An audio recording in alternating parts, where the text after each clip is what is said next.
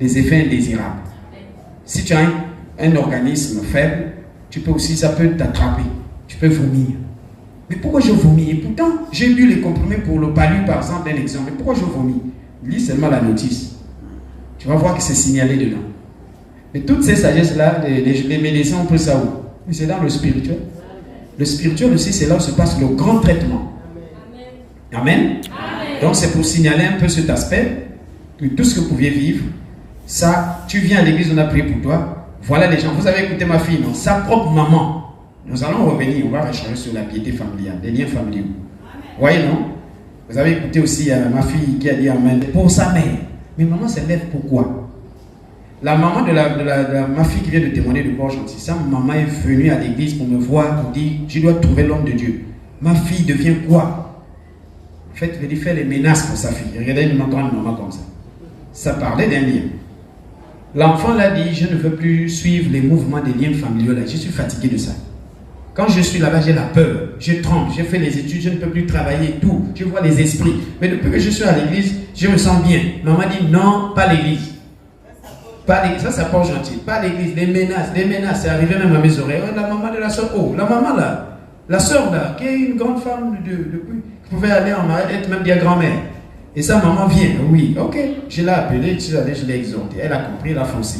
Elle a trouvé maintenant son travail. Maman dit maintenant, je ne vois plus ton argent. Quoi?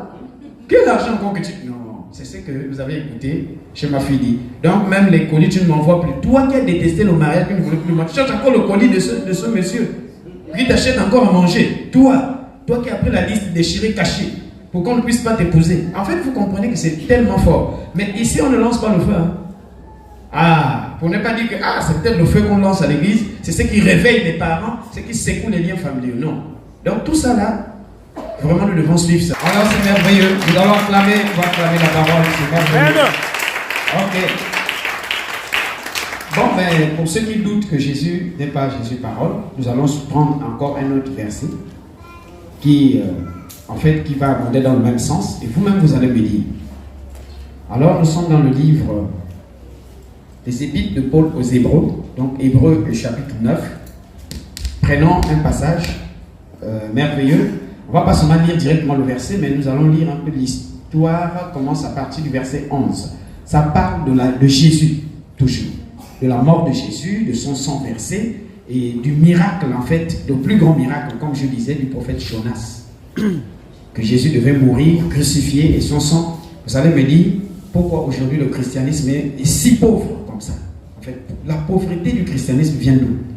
Alors que Jésus-Christ, je ne voudrais pas anticiper parce que c'est le message phare qui arrive, parce que nous sommes en train de préparer déjà le grand séminaire sur la Pâque.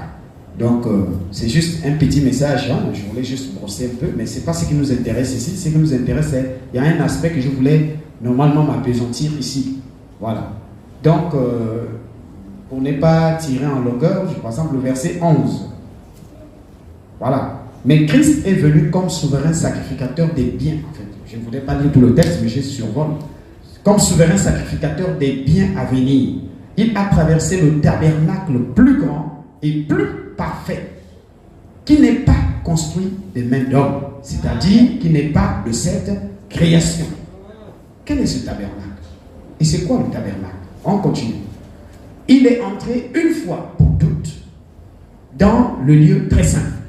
Non avec le sang des boucs et des veaux, mais avec son propre sang, ayant obtenu une rédemption éternelle. Lorsque nous avons lu un Pierre, nous avons fait ce rapprochement en disant, ce n'est pas par des choses périssables, par de l'argent, par de l'or, par des maisons, que tu vas commencer à manquer le respect à toi-même et au prochain. Parce que souvent, ce qui nous arrive, c'est quoi?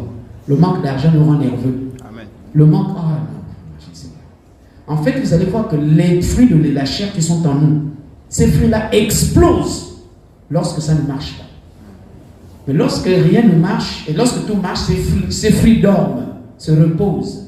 C'est tout un cirque qu'on va essayer d'expliquer. Voyez, on continue. Car si le sang des taureaux et des boucs et la cendre d'une vache répandue sur ceux qui sont souillés sanctifie et procure la pureté de la chair. C'est ce qui s'est passé chez les Nganga, les praticiens, Kaolin, Si déjà le kaolin peut purifier quelqu'un, ça peut donner quelqu'un la santé pour 6 mois, 1 an. Eh mon Dieu. Eh frère, on va prêcher comment la parole là. Si déjà l'eau bénite, l'eau, si l'eau peut sanctifier quelqu'un, l'eau que Dieu a créée, je ne sais pas si vous comprenez. Si le sang d'un mouton, on égorge le mouton. Vous savez, il y a des pratiques comme ça qui se font. Voilà, nous connaissons ça. Oh non, pour sauver la vie de cette personne, il faut le mouton. Bon, il y a 2 types de moutons, je ne voudrais pas aller de l'eau plus loin. Il y a d'autres moutons, le mouton blanc ou quoi. Bon, je ne parle pas d'abord de ça, mais on a vu nos parents faire ces genres de rituels. Sacrifier un mouton. Donc la vie du mouton peut apporter 22 ans, un exemple, ou 3 ans à l'enfant ou à la personne qu'on vient de soulager. Et la personne se met debout. La vie du mouton, donc la respiration. Oh non, le diable c'est un fou. Donc le mouton qui devait mourir en 3 ans, en fait les 3 ans de vie du mouton sont transférés chez l'être humain qui commence à respirer durant 3 ans. Après 3 ans plus tard, c'est comme la batterie devient faible. La personne commence encore à agoniser, on amène à gauche, on amène à droite. Et éternel recommencement. Alors, si le sang, vous comprenez ce que ça veut dire, non? Si le sang de bouc, de mouton et autres, ou un coq, qu'on coupe qu'on coupe la tête, ou qu'on coupe la tête du voilà, et puis qu'on commence à asperger le sang du coq ou de la poule, si ça peut procurer une vie, comme nous le savons, ça nous a béni, ça a béni certains hier, mais c'est insuffisant, puisque si la poule pouvait vivre 2 ans, ou 1 an et demi qui lui restait de vie, c'est ces 2 ans et demi que tu dois bénéficier. Donc en fait, ce n'est pas une liberté totale, c'est ce que nous sommes en train de dire. Car si le sang des taureaux et des boucs et la cendre d'une vache répandue sur ceux qui sont souillés sanctifie et procure la pureté de la chair, pas de l'esprit, combien plus le sang de Christ, par un esprit comment éternel, s'est offert lui-même sans tâche à Dieu, purifiera-t-il votre conscience des œuvres comment? Là, nous parlons du sang de Jésus, qui purifie notre conscience. Nous allons voir tout cet aspect-là, vous allez comprendre que nous sommes dans le message de la sanctification de quoi? De l'esprit humain, qui veut dire, en d'autres termes, la pureté de nos pensées. Regardez, non? Vous voyez déjà le sang, sans tâche à Dieu, purifiera notre conscience. Or, la conscience, c'est quoi? C'est ça l'esprit humain. Purifiera notre conscience des œuvres mortes. Les œuvres mortes, ce sont des choses qui sont en nous, les fruits de la chair. Et qu'est-ce qui fait que nous soyons purifiés? C'est le sang de Jésus. Et vous allez comprendre le sang de Jésus.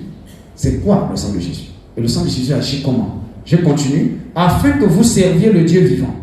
Et le verset 15. Et c'est pour cela qu'il est le médiateur d'une nouvelle alliance, c'est-à-dire notre alliance, parce qu'il y a l'ancienne alliance, il y a la nouvelle alliance. C'est pour cela qu'il est le médiateur d'une nouvelle alliance, afin que la mort étant intervenue pour le rachat des transgressions commises sous la première alliance, et ceux qui ont été appelés reçoivent l'héritage éternel qui leur avait été promis. Là commence mon message. Car là où il y a un testament, il est nécessaire que la mort du testateur soit constatée. Verset 17, un testament en effet n'est valable qu'en cas de mort, puisqu'il n'y a aucune force tant que le testateur vit. Vous avez compris? Amen. Jésus qui est-il? Vous avez dit que Jésus est Brian Deacon, les images et autres. Mais là, on vient de nous lire. C'est un texte très compliqué. Beaucoup des hommes de Dieu, lorsqu'ils lisent Hébreu, comme Apocalypse, c'est les 2 grands livres les plus compliqués de la Bible. En dehors de l'Ancien Testament, Exode, là-bas, beaucoup maîtrisent. Mais Hébreu et Apocalypse, c'est là où se cache le mystère de Jésus-Christ. Je ne vous dis pas d'aller lire, mais de venir qu'on vous enseigne. Parce que vous allez lire, vous n'allez pas aussi maîtriser. Voilà. Voilà, vous aurez les mots de tête en fait. Voilà. Donc vous voyez quoi? Je vais revenir. Redescends un peu le verset 16. Car là où il y a un testament, il est nécessaire que quoi? La mort du testateur soit comment? Constatée. Alors, un testament, en effet, n'a de valeur qu'en cas de mort, n'est-ce pas? Puisqu'il n'a aucune force tant que le testateur vit. Si le grand-père a écrit le testament et qu'il vit encore, à quoi sert ce testament alors? Ça n'a pas de force. Amen. Mais lorsque le grand-père rend l'âme, les paroles qui sont écrites dans le testament prennent toute sa valeur. C'est pour cela, vous convenez avec moi, qui est Jésus? Et comment découvrir le sang de Jésus? Et comment le sang de Jésus peut-il travailler dans la vie chrétienne, dans la vie d'un chrétien? Expliquez-moi. C'est en lançant le feu? Je ne pense pas. En faisant quoi? En se prosternant devant la photo d'un certain Jésus? Je ne pense pas. En jeûnant? Je ne pense pas. En faisant quoi? Je ne sais pas si vous avez compris. Voilà. Et qu'est-ce que veut dire le verset 16 à 17? Qu'est-ce que ça signifie? Beaucoup de gens veulent de l'héritage. Lorsqu'on parle de l'héritage, on doit. L'héritage, c'est en fait des biens laissés par un défunt. Peut-être un papa, maman, grand-père, grand-mère. Vous comprenez, non? Oncle, tante, grand frère, n'est-ce pas? Les biens de ma tante, les biens de mon grand frère. Toute la famille a des yeux fixés sur le testament. Quand un grand-père meurt, ou une maman, tante meurt, les gens se précipitent, surtout lorsque ce dernier a laissé vraiment des maisons, des choses. Vous savez, beaucoup se battent même pour l'héritage. Or, nous aussi, nous venons ici, c'est pour l'héritage. Mais notre héritage est spirituel. Mais nous comparons ici l'héritage charnel et nous voyons qu'il y a compatibilité. Ça dit, ça marche. C'est la même direction. Parce que le charnel ne vient que du spirituel. Jésus est venu nous a donné un héritage. Et comment recevoir cet héritage sans l'aide du testament? Vous pouvez aller dans les tribunaux, saisir les tribunaux, dire que moi, je suis la nièce de monsieur Intel. On dit non, il n'y a pas de problème. Mais le défunt avant sa mort n'a rien dit à ton sujet. Tu n'as aucun héritage. Tu n'as pas droit à prendre une maison. Mais non, je suis la nièce, je suis le grand frère, je suis ceci. Non, la loi ne dit pas ça. La loi reconnaît valablement ce qui a été écrit dans le testament. C'est ce qu'on doit en fait appliquer. Vous comprenez? Maintenant, ce que les chrétiens font, c'est quoi? C'est que vous partez encore pleurer à la tombe du grand-père. C'est ce que nous avons fait le novembre dernier. Grand-père, depuis que tu es parti, je n'arrive pas à me marier. Toi, tu vois que le grand-père va sortir dans la tombe pour venir te donner mari. Il faut aller lire le testament. Je ne sais pas si vous comprenez. Amen. Grand-père, les maisons que tu as laissées en Gondier, toute ta famille, ils ont pris ça. Et pourtant, tu as mis ça à mon nom, même si c'est à ton nom. Le grand-père ne peut plus se réveiller. Prends le testament, va au tribunal, cherche à te battre. Le grand-père ne reviendra plus jamais pour te donner la maison. C'est déjà écrit. Donc si tu... Je ne sais pas si vous êtes en train de comprendre. Bon, maintenant, vous et moi. La mort de Jésus a fait quoi? Jésus a versé son sang. Après, il a fait quoi? Et il a écrit quoi? Jésus a écrit quoi? Il y a combien de testaments dans la Bible? Ah, 2. Donc il y a l'Ancien. Mais Jésus, c'est lequel qu'il a écrit? Bon, vous cherchez Jésus pourquoi? Voilà ma fille, tu vas aller à Golgotha faire quoi encore? N'est-ce pas que tu as laissé le testament? Ah, tu vois, beaucoup même parlent la nuit de lamentation, beaucoup veulent s'habiller comme des juifs avec les Shabbats, beaucoup veulent aller à Jérusalem pour implorer le lieu saint. Quel lieu saint? Jésus a dit, ce n'est plus à Jérusalem que vous adorerez le Père. C'est là où d'abord, partout dans le monde, on adore Jésus. Donc, on reconnaît sur le testament. Je ne sais pas, vous qui nous suivez là-bas, vous avez compris la sagesse? Maman, vous êtes là, vous êtes mes mamans. Si la tante ou la mère, maman laisse l'héritage et que le testament est là, qu'est-ce que nous on fait? On laisse le testament pour aller pleurer. Même aller dans les tribunaux, aller partout, on va voir la femme. Regardez ce qu'on fait, on laisse le testament, non? Ce qu'on a écrit dans le testament, on laisse. On commence à se bagarrer dans la famille. Mais même si on peut se battre, si on peut quoi? On ne rentrera jamais en possession de notre héritage. Si on ne revient pas au testament, si on ne prend pas en compte ce qui est écrit comment? Dans le testament. Si on ne donne pas le poids et la valeur de ce qui est écrit comment? Dans le testament. On peut faire du bruit, se battre, se diviser. C'est nul et sans effet. Vous me donnez raison, vous ne me donnez pas raison. Donc vous comprenez que Jésus s'appelle la parole. Amen. Beaucoup n'ont pas encore compris la sagesse. Je veux revenir. Prenez le cas charnel. Beaucoup de parents laissent les testaments. Je ne sais pas, je reviens sur ça, j'insiste. Qu'est-ce que vous faites du testament? Si on a dit que tu es l'aîné ou tu es le dernier, chacun on a partagé. Bon, toi tu as la maison d'Angondier. Maison de la Sablière, c'est toi. Le terrain qui est à Cournam 2, c'est pour toi. Te voilà, tu laisses ce que le testament dit. Tu te dis c'est n'importe quoi, c'est des paroles en l'air. Moi je m'en vais à la tombe du grand-père. Il faut qu'il se réveille. Tout c'est trop. Non, ces gens-là me manquent le respect. Même si, comprends, même si ton terrain d'Akourna, on a pris ça, parce qu'il y a des brigands, même si c'est un oncle qui a construit dessus, mais tu as le dernier mot.